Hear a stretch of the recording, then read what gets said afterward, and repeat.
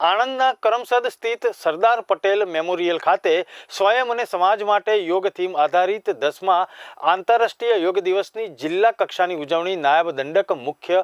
રમણભાઈ સોલંકી અને સાંસદ મિતેશભાઈ પટેલ પણ ઉપસ્થિત રહ્યા અને તેમણે ભાગ લીધો હતો। આ પ્રસંગે નાયબ મુખ્ય દંડક રમણભાઈ સોલંકીએ પોતાના પ્રાસંગિક ઉદ્બોધનમાં જણાવ્યું કે રમતગમત, યુવા અને સાંસ્કૃતિક પ્રવૃત્તિઓ વિભાગ દ્વારા આયોજિત આંતરરાષ્ટ્રીય યોગ દિવસની રાજ્ય કક્ષાની ઉજવણી બનાસકાંઠાના નડાબેટ ખાતે થઈ રહી છે, જેની સાથે રાજ્યના 311 જેટલા સ્થળોએ પણ યોગ દિવસની ઉજવણી કરવામાં આવી રહી છે।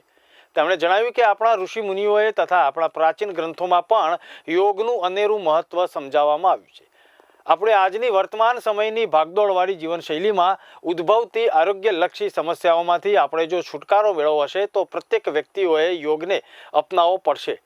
તેમ જણાવી નાયબ દંડકે ઉપસ્થિત સર્વને યોગને જીવનનો અભિન્ન હિસ્સો બનાવવા માટેની વિનંતી કરી। આણંદ ખાતે પણ સરદાર પટેલની પવિત્ર ભૂમિ સરદાર મેમોરિયલ સ્મૃતિ કેન્દ્ર ખાતે આ એક મહત્વનો કાર્યક્રમ જિલ્લા વહીવટીતંત્ર દ્વારા યોજાયો છે। તેમાં સાંસદ શ્રી મિતેશભાઈ, જિલ્લા પંચાયત પ્રમુખ હસમુખભાઈ અને અહીંના સ્થાનિક ધારાસભ્ય યોગેશભાઈ પણ જોડાયા, સાથે સાથે વહીવટીતંત્રના સૌ અધિકારીઓ અને વિશેષ કરીને જન સમૂહમાં ખૂબ મોટી સંખ્યામાં બધા જે વર્ષોથી આ યોગ સાથે જોડાયેલા અને નવયુવાનો વિશેષ કરીને જ્યારે આજના કાર્યક્રમમાં જોડાયા છે ત્યારે મોદી સાહેબનું જે વિઝન છે કે આવનારા સમયની અંદર યોગ દ્વારા જ